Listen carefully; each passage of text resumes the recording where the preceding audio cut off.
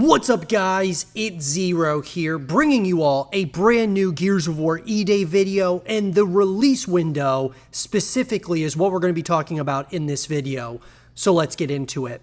So guys, in a recent article that came out from Jake S. of Game Rant, he was talking about, Gears of War E-Day and a specific, release window that very well could be, something that we can anticipate moving forward as we're clamoring for more information about the highly anticipated Gears of War E-Day, and I want to break this down for all of you, so let's get right into it. So guys, the announcement of Gears of War E-Day in June of 2024 came as a pleasant surprise to many fans of the long-standing franchise, with the project causing a lot of clear anticipation that is only set to grow over the coming months.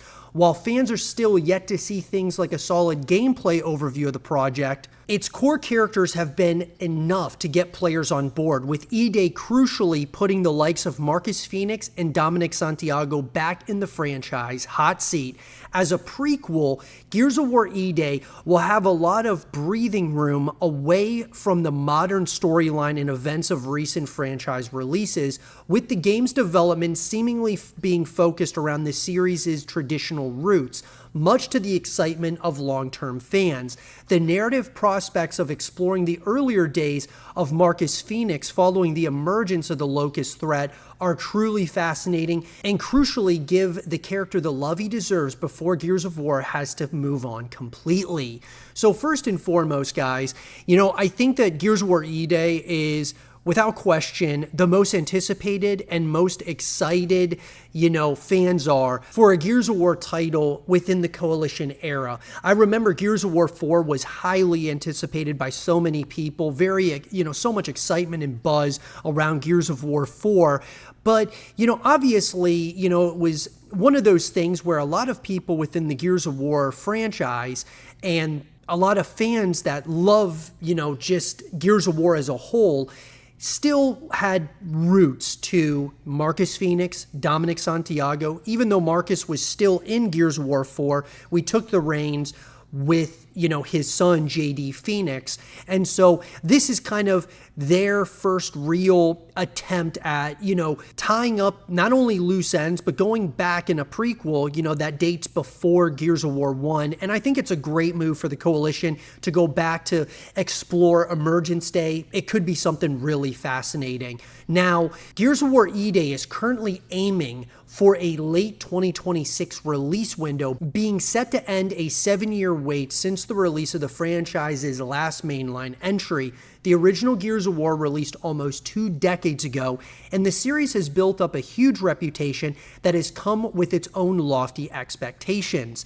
Epic Games and the Coalition have introduced a wide range of core gameplay and narrative changes over the years to keep things fresh to varying levels of success. 2019's Gears 5 marked a bold new direction for Gears of War, with its much larger explorable levels and focus on Kate Diaz as its major protagonist, creating a distinct identity that brought praise as well as divided opinion. Of course, many fans had become used to Marcus Phoenix as the face of the Gears of War franchise over the course of 3 mainline games, though Gears of War 4 had already set a new precedent by instead featuring Marcus's son, JD, as its main character.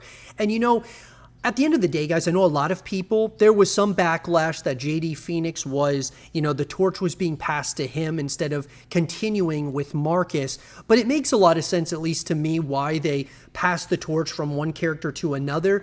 I think of games like The Witcher, where you had 3 games as Geralt, and now they're passing the torch over to Ciri, and it reminds me a lot of that. If, you have one character that, stays within, the focal point and the spotlight for a franchise, sometimes they can overstay their welcome. And so I think them passing the torch from Marcus to JD was a really good decision. However, I did not like that they passed the torch from JD so quickly to Kate Diaz. I did not like how it just felt like he needed a couple of more games before passing the torch officially to Kate Diaz. But nonetheless, I think that them passing the torch from Marcus to JD was, I think it was actually a really smart decision.